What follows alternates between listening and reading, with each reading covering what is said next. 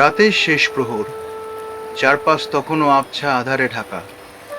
ঘুম ভাঙেনি পৃথিবীর, কিন্তু গঙ্গার ঘাটগুলো যেন নিঃশব্দে অপেক্ষা করছে এক মহা সন্ধিক্ষণের জন্য।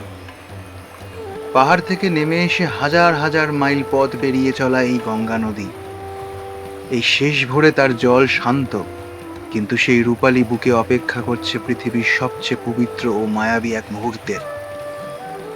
পূব আকাশে তখন পটে আঁকা ছবির মতো ধীরে ধীরে রং বদলাতে শুরু করে।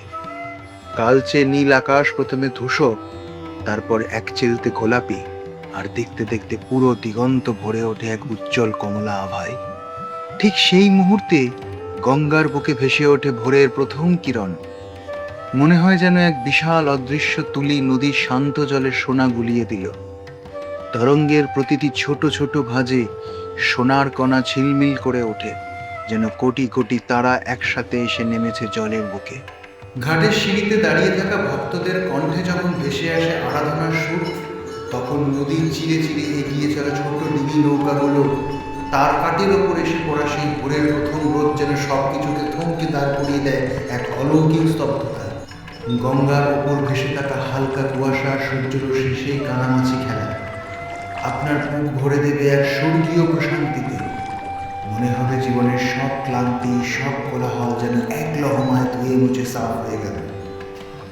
সূর্য যখন জলের সীমানা ছেড়ে একটু একটু করে উপরে উঠে আসে, গঙ্গার জল তখন রত্নপ্রভার মতো গতি ছড়ায়।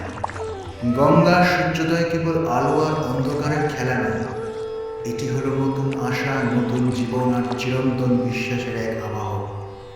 হাজার বছর ধরে কত সভ্যতা ধ্বংস হয়েছে, কত প্রজন্ম বদলে গেছে, কিন্তু গঙ্গার বুকের আলোর এই জন্ম নেওয়া রূপকথা আজও একই রকম অমনি, একই রকম তাজা।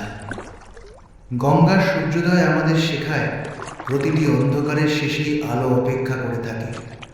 একবার এসে সোনালী ভোরের মুখোমুখি দাঁড়ান, গঙ্গার প্রভাব আপনাকে জীবনের আসল অর্থটা ফিস ফিস করে বলে দিয়ে যাবে।